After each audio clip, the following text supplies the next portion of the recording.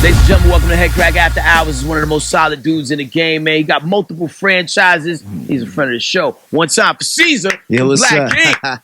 King. What's up, yeah? Welcome back, fam. Thank you, brother. I'm glad to be here, man. I feel like 12 months has gone by. Yeah. A lot has happened over those last 12 months. A whole lot. There's been some faux engagements. Yeah. Some new foes. Yeah. But nothing but success along the way, man. Yeah, with success it comes the struggle, man. You gotta, sometimes people don't think about the hurdle, you think about just the goal. And I ain't gonna lie, I stumbled on a lot of hurdles this year, but I'm still trying to get to that goal. Word. Now, since we last chatted, you opened up Black Ink Atlanta. Right. Shout out to my man Jigga over there. Jigga over there. Shout out my man if he rhyming. Rich Mo. Solid dude. I ran into him in South by again too. Both of those guys. I was supposed to be out there for South by, but I was still filming. But understand. Next year I will be having something big in South. Let's put it like this.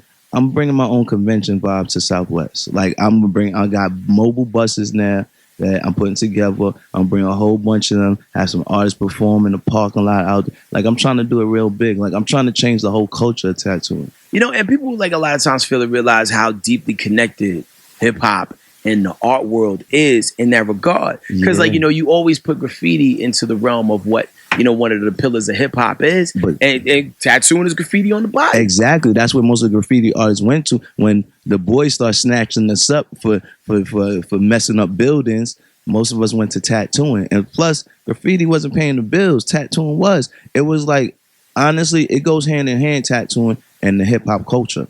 Yeah. Like you ain't gonna see a rap artist without tattoo. Honestly, if you don't have a face tattoo right now, you're not valid as an artist. Just put it like that. You know it's weird how things go in seasons because there's gonna be a time in like 10 years where like, you know, people ain't gonna do it. Yeah, you can tell who like the failed rappers were because like, you know, dude is Smoothie King right now got a face tattoo repping his clique. Like, have you ever had to advise somebody to not get a certain tattoo? Like, yo, fam, maybe that's not a good idea right now. Nah, I ain't gonna lie. I ran into this issue with my boy Moneybag. He wanna do some crazy. I'm like, bro, we can't do that, man. Come on, like, chill out, man. But we did some face tattoos on him, but he wanted to do some crazy shit like on his cheek. I was like, hold up, let's chill for a little. But sometimes, you know, sometimes you just gotta go with it. They want to express themselves. They want to rock out. So, you know, most of the time I'll rock out with them. But if it's something crazy, they be like, hold on, let's chill, because that's both our reputations on the line right now. Like, is it a hard job to do having a conscience? Like, say somebody comes into your shop, right, tipsy drunk, and you know damn well this nigga work at like Harvard or at some law firm. Like, yo, bro, like this is an impulse decision you making right now, but he coming through with that bag.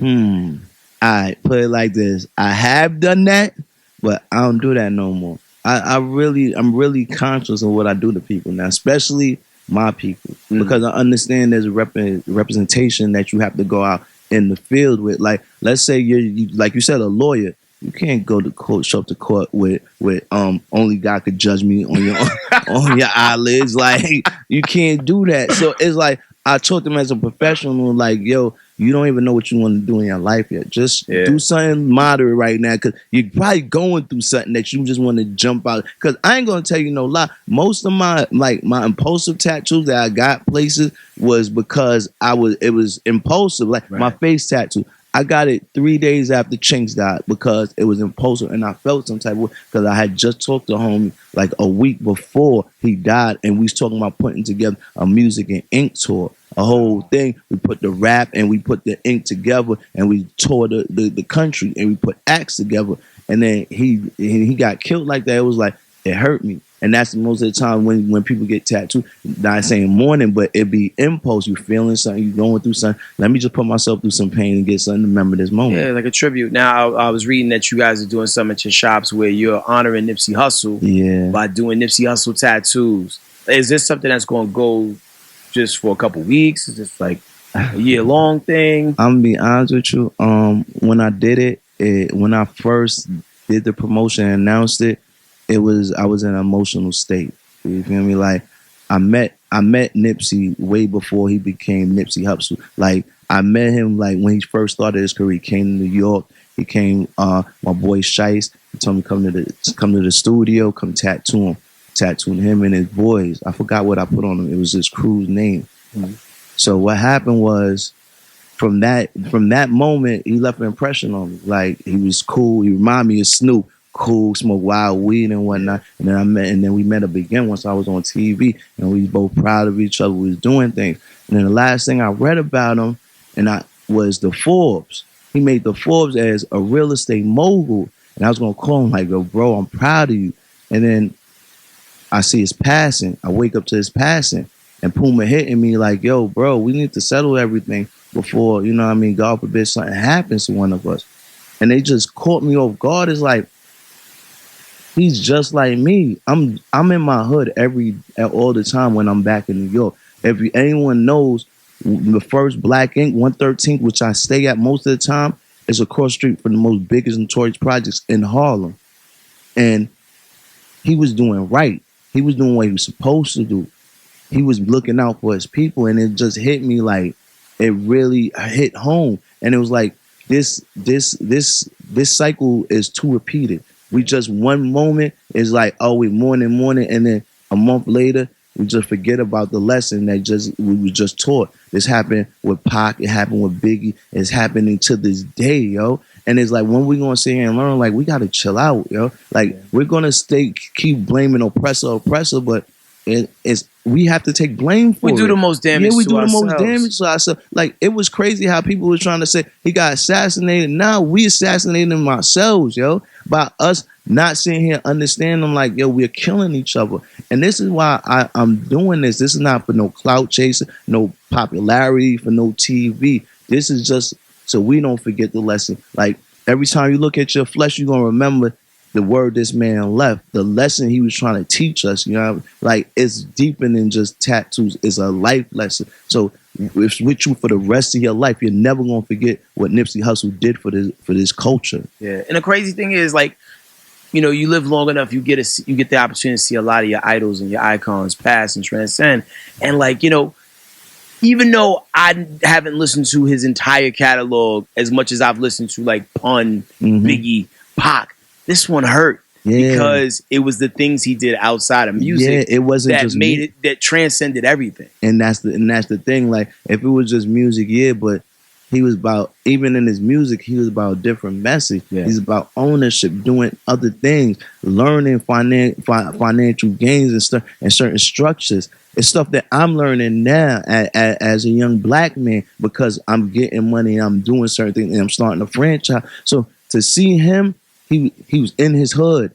He never left his hood. His GQ shoot was in his hood. Like, that was so respectable. Yo, you know? For him to go out like that, that's what really hurt the most, because it was like he never stopped repping. Like, most of the time when you get to a certain plateau, you move out your hood. You still got that mentality, but I'm good with that. You know what I mean? He had a joint. He had a wife in the hills. He didn't have to come back he could have stayed in the hills and be all right. Because I know Cali, like, there's a difference between the hood and the hills. Like, right, there's a whole big difference. So he could have stayed in the hills and be good. He did what he did, but he was still repping. That's what he was comfortable with. And then that's the same problem I have, because I'm still comfortable in my hood. I don't walk around with security. I don't do none of that. People be like, "Are you crazy?" This is my hood, man. Like, I ain't gonna change. This is where I feel comfortable. I mean, Ceaser, real quick, to give you your props, you've made a lot of stars out of a lot of people. There's a lot of people that the world knows now because of your franchises and the things you've done. And, you know, people tell me all the time, yeah, I went to the shop and blah, blah, blah. Ceaser was there. And, like, do you ever feel like you're too accessible to that degree? Or, I mean, because I know some of it is how we are. Yeah, you know what I mean? You know, the funny thing is, my mom called me and told me that. She said I'm way too accessible, especially after this situation. Like, I got the call from Puma, and then I got a call from my mother. And for my mother to really feel it, and my mom's met Nipsey. Like, she met him before I didn't even know she met him. You know what I mean? And she was telling me, I'm like, Ma, you don't know no Nipsey. Get out of here, yo. Be quiet. She's like, no, I met him. He knew me from the show. I was like, word? Because I know Nipsey, like, he watches the show, and I keep forgetting, like, my whole family been on the TV. You know what I mean? So with her, it was like, son, you're way too accessible. Like, you're going to have to change your mentality. And honestly, I'm trying to change it now, because I always thought, like, only punks sit around, walk around with security. But in this day and age now, I'm sorry, I gotta live for my daughter and my family. So I'm gonna be having security, armed security in all times and whatnot. I have to guard my future because I have to leave a legacy to my daughter, and I don't want no one sniping me out before I'm able to achieve my mission. And that's so scary that, like, you know, where, like, you can be taken out while doing good. Like, you know, like the Nipsey story got worse and worse as the days progressed. Yo, he was up at the shop chilling.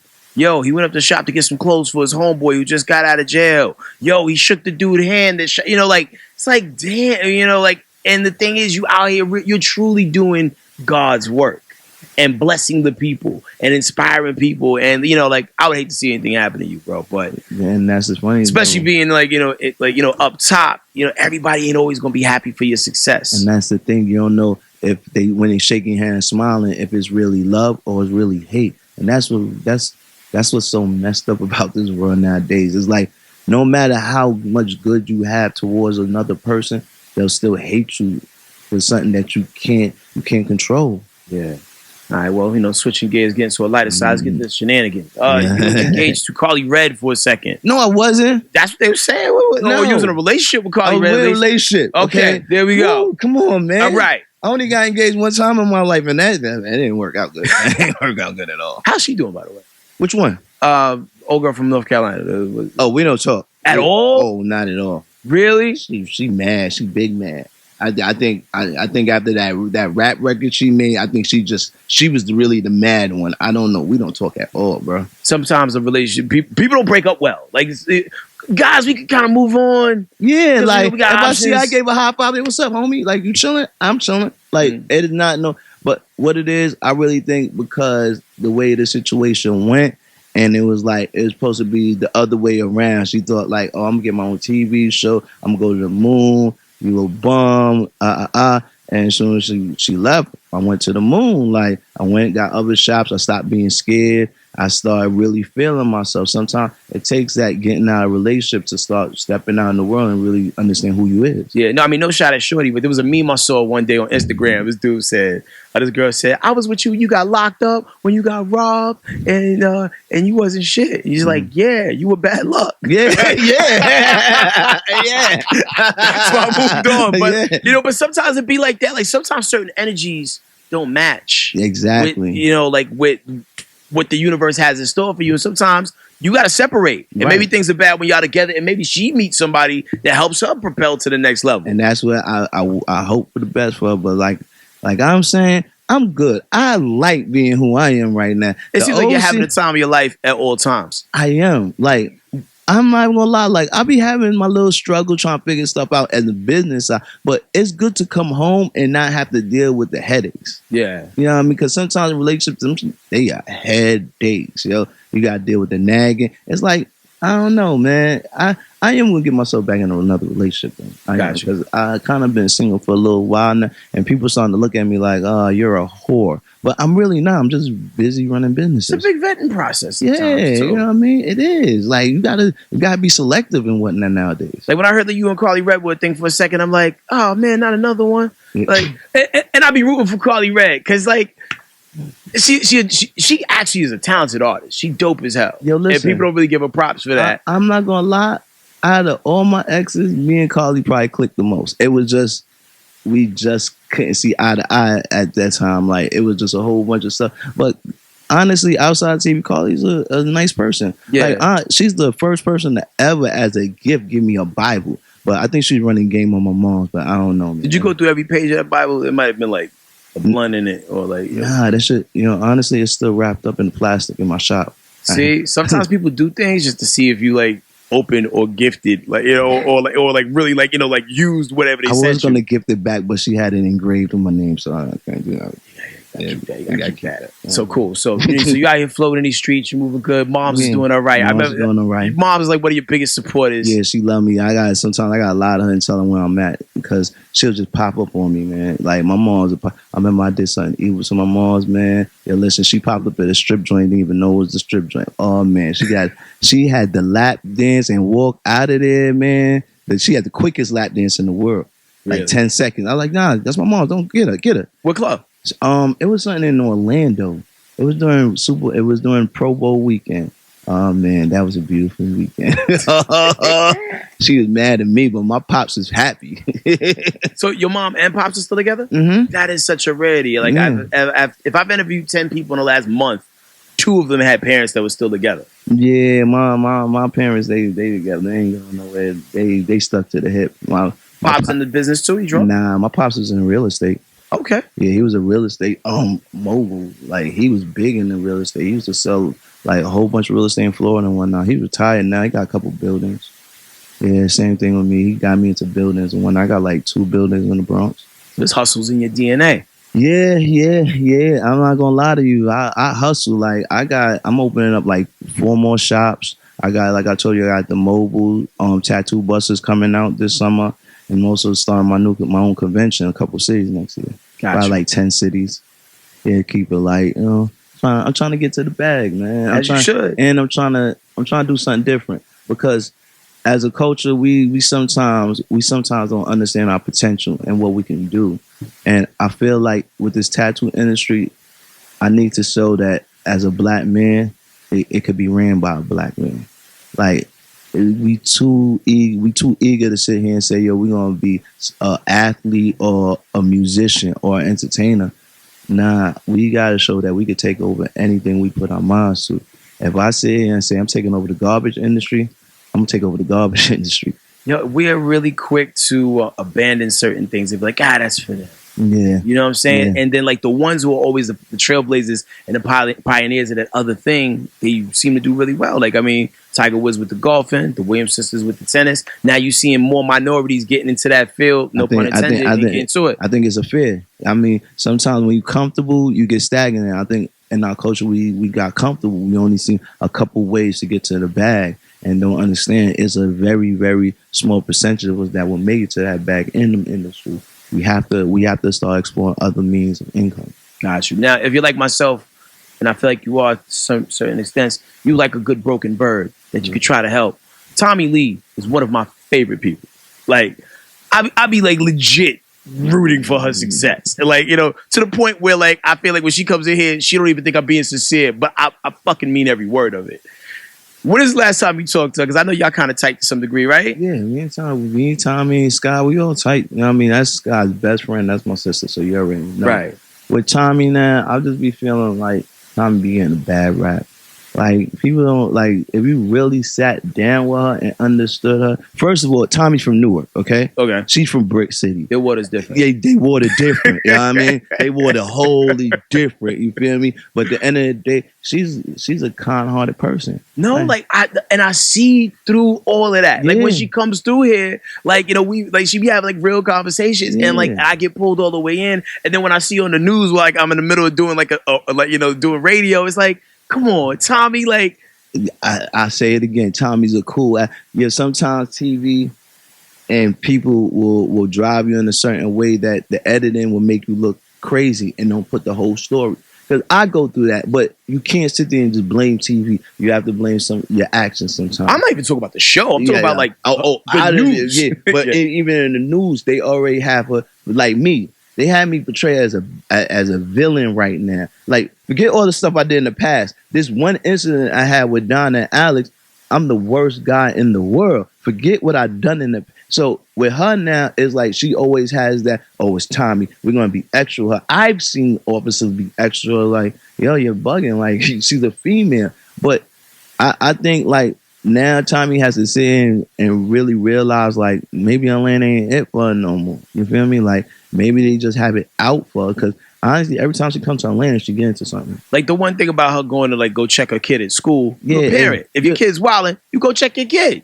Or you're gonna be checking them behind glass at a prison. So sometimes you gotta do what you gotta do. And this is what I mean. I didn't understand that story. Like, what? And my daughter's acting up, which she had. I'm going to the school and checking on myself. So it was like, there's a lot of stuff that people start be like, they'll put that on Tommy and say, oh, Tommy's not a bad person. Honestly, if Tommy wasn't who she was, I'd probably be dating Tommy. Yeah. I get it. Yeah, I get it. Yeah. I like trouble. Yeah, I like trouble too, but you know, Tommy, we'll both be in jail like Bonnie and Clyde. Like, don't touch my woman. I'll see you in a year. Yeah, baby. These walls can't hold us. So, like, recapping the whole Alex and Donna situation. Yeah, whatever. So, for those who like missed that whole wave, what's that about? Because I hear you have a lot of regrets on how that whole played out. Yeah, listen, man, I got into my feelings. I'm not gonna lie. Like, you ever had a female that could push your buttons? You try to be logical, but it's like illogical, and they take you to that point, like, oh, and then it was like, what people didn't understand with that whole situation, they only saw like 30 seconds of when it went down. Right. If people know me, it takes a lot for me to get to a boiling point. We was arguing for a good 20 minutes, like, I couldn't take it no more. And at the time, I was like, yo, you're not going to tell your girl to chill out? You already seen how I was acting toward you. You really not. I can't take my frustration out on her.